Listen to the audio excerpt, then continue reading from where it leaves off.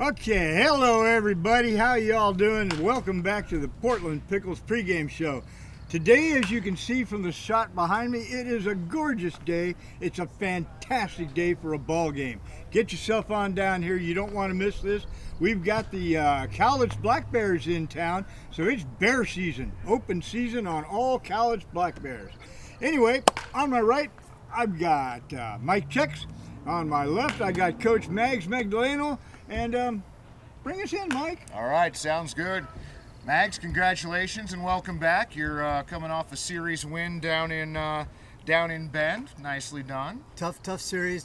Bend's good. It was a tough series, but I'm glad we came away on the winning side of it. Absolutely. You got a couple great debut performances from a couple pitchers. We saw Freddie Rodriguez and Matthew Shapiro down there. What did you see from the two? They threw strikes. Yes, they did. They threw strikes. I mean, anytime you throw strikes, you got a chance to win. You got a chance to be successful. We also saw Tony Otis and Connor Stewart continue playing well down there. Yeah, they're both playing real well early in the season. I mean, they're just getting better and better every time out. So hopefully we continue to improve in both areas, all those areas, every player here, not just those two. Absolutely. No, those were just a couple of the highlights. That last game, an extra inning thriller. You've benefited so far from some exceptional defense and some great pitching.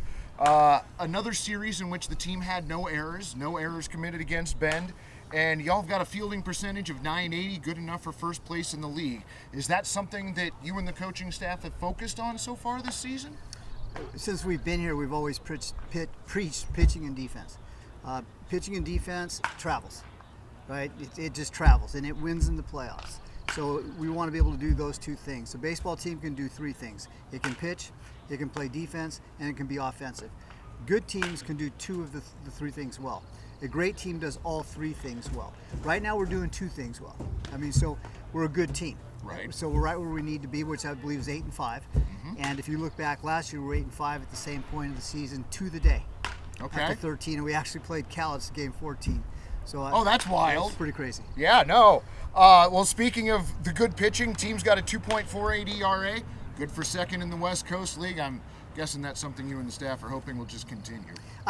It's a great stat, but it's not telling the whole story.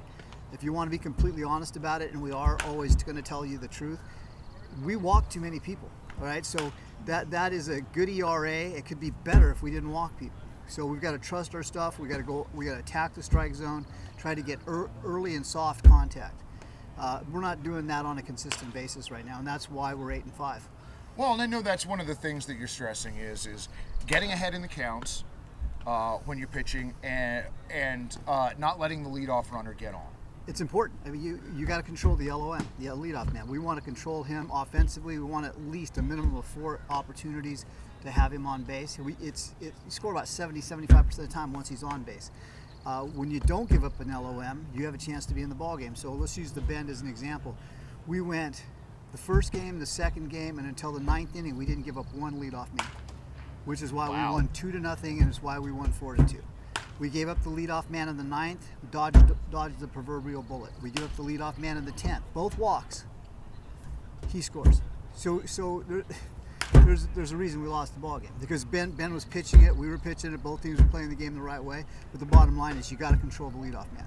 Well, and that was quite the pitcher's duel on Sunday, but you're right. You give a team like that too many opportunities, and they're going to cash in eventually. Absolutely.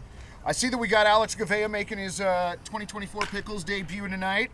What can you tell us about the young man? You're going to love him. He's an energetic player. He's going to run around the field. Hasn't had a live at bats for 2 weeks, but we don't have a minor league system here, so I can't send him down to get at bats. So we're just going to throw him right into the fire. All right. Well, we'll look for him tonight. And then earlier on in this pregame, you talked about last year and 14 games in and the same record. Do you remember where you were a year ago today? Yeah, we're in Cowlitz. I think if I remember right, we lose the opener to Cowlitz, so we're going to win the series, and we just didn't play very well.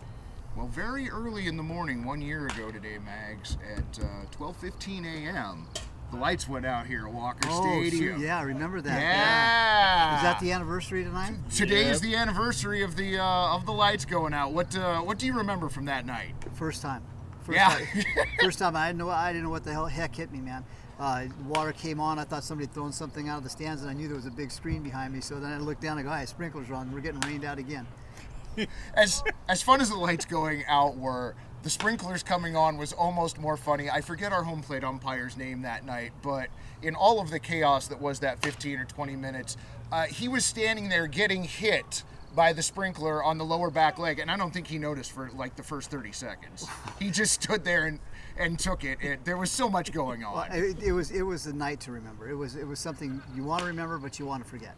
That is fair. The important part of that story is when that game was eventually picked up down the line, it took you all a couple of at-bats, and you put that game to rest, and the Pickles were victorious. Mayshore leads off with a double, a 2-out double, and Stancato hits a double. Game's over in a matter of maybe 3 minutes. After waiting almost a month to conclude. Absolutely. Well, Mags, sorry, I was go about ahead. to say, another thing about that particular game is that in that game, we set an all-time strikeout record for the Pickles. 24 That's right. strikeouts. You were worried about running out of Ks out there in left field. I was ready to send somebody back to the office to get another couple K. Well, we are hopefully going to bring you a clip of the end of that game at some point during the broadcast tonight.